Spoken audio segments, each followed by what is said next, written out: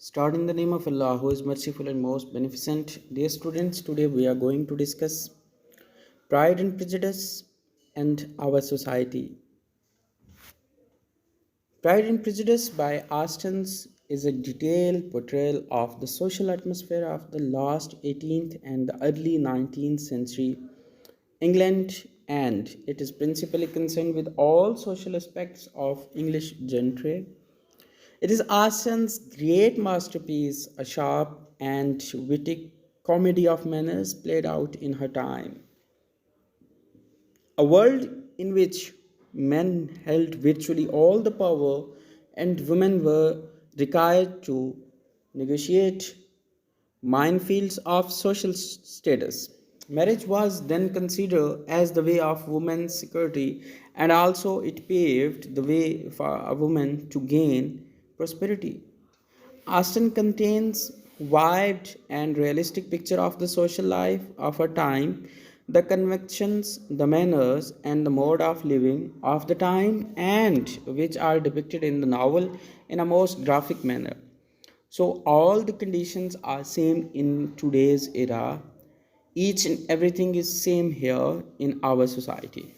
In the novel, we see that money, marriage, and the security of women are very interrelated. Now, the three things are there: money, marriage, and the security of women. These three things are very interrelated throughout the novel.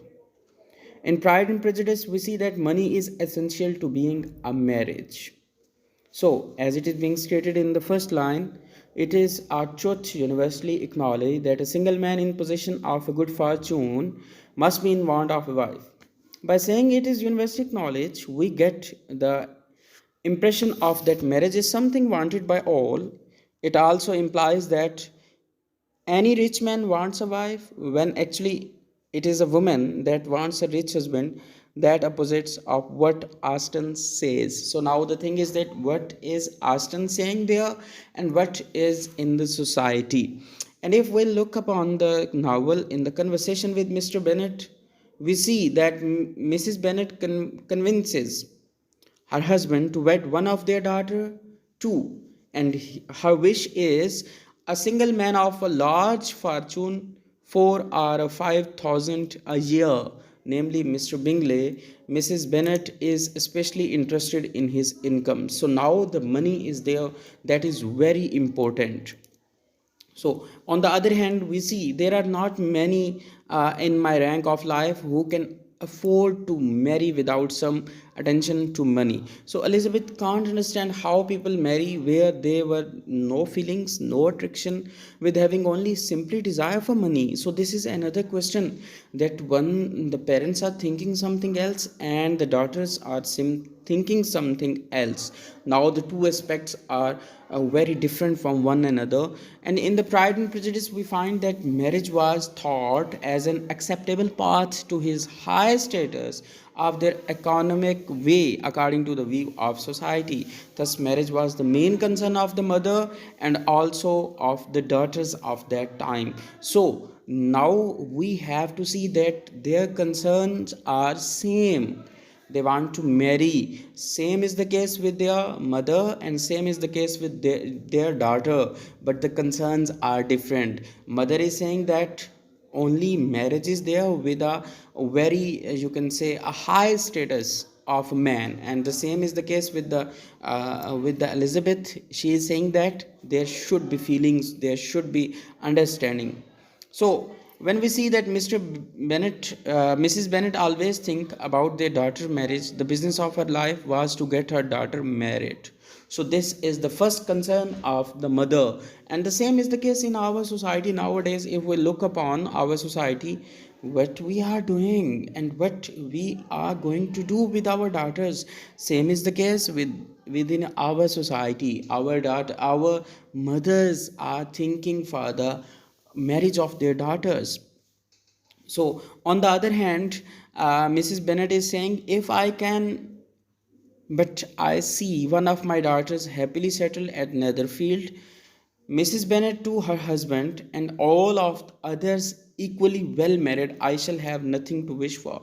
So this is the conclusion of her mother's life. She is saying that all the daughters will be married and there is nothing to wish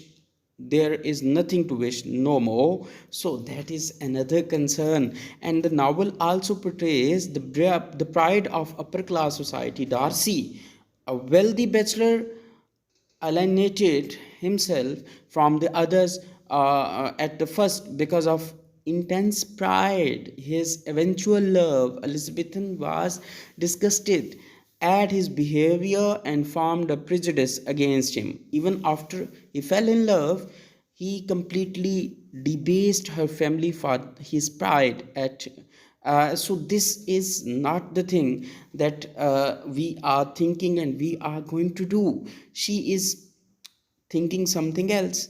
So now we have to see that pride and prejudice is another picture in our society. Elizabethan was discussing at Darcy's behavior and formed a prejudice against him. Elizabethan concern a dislike for Mr. Darcy when she overhears his remark that she is not beautiful enough to dance with him. So that is another aspect that upper class is also a thing in our society. In the novel, Austen portrays the woman's low status and the reasons of women's low status, but they are in the novel didn't try to strive for their rights. This is another aspect and this is another problem in our society. If women are having low status, and how they have to come up with their rights.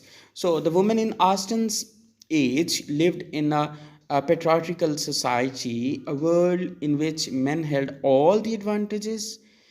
Women couldn't entail their father's estate, which has a quiet affairs to the daughter in the Bennets, as their property was entitled to a distant male hire. So this is another problem that male was there in all aspect. So Mrs. Bennet knows Elizabethan refusal to Mr. Collins. She threats her, if you go on refusing every marriage, you will never get a husband. And I'm sure I don't know who is to maintain you when your father died.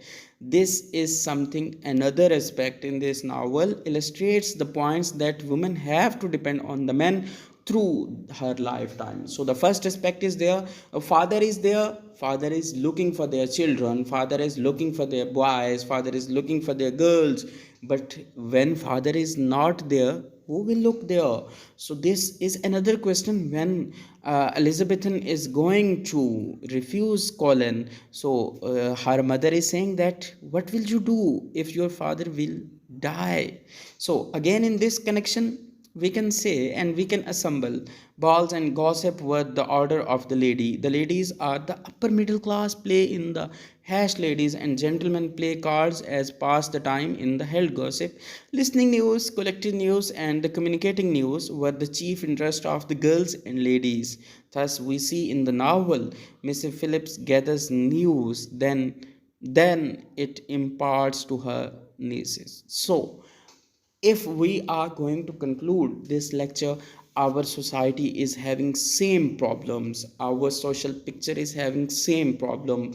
Mother is going for the sake of daughters wedding, and the daughters are also going for the sake of their marriage, but their status, and mother is same having same concern that the husband should be from upper class and the daughter should be settled down within the conditions. So this is another problem to validate the things and to concentrate the things that how we have to come. And the same is the case and the same is the problem within our society, that how we have to come up and how we have to get rid of these things, as well as men are concerned as well as women are concerned. So we have to think, and all the conditions are near to lie within the Austen's age. Thank you.